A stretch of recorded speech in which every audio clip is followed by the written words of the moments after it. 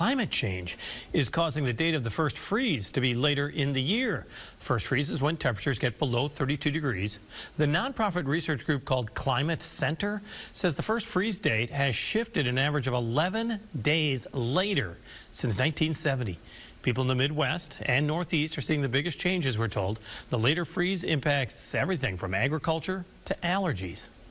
And meteorologist AJ Rickman is joining us once again to break down this information a little bit further. AJ? Thank you, Jim. Well, generally across eastern Iowa, we see our first freeze during the first half of October.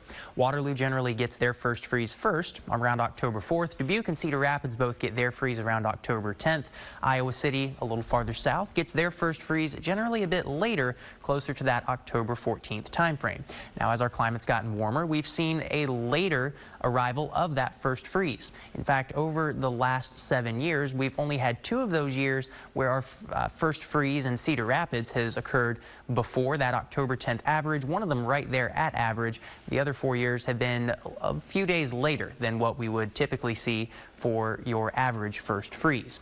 Now, as we look at things larger scale in Cedar Rapids specifically, we have seen an average increase of 4 days later for that first freeze. Now, of course, like we did mention, on looking at things on a larger spatial scale over a larger portion, specifically the U.S., on average across the U.S., it's been 11 days later that we get our first freeze. But again, Cedar Rapids specifically getting their first freeze about 4 days later. Now, the thing to keep in mind with that first freeze, it brings with it a lot of different events. It kills off lots of plants, which ends the growing season. It also ends our allergy season, since those plants are no longer alive to produce pollen. So something that we'll have to keep in mind, especially for those who might be impacted by allergies as we go forward through the following years and following decades.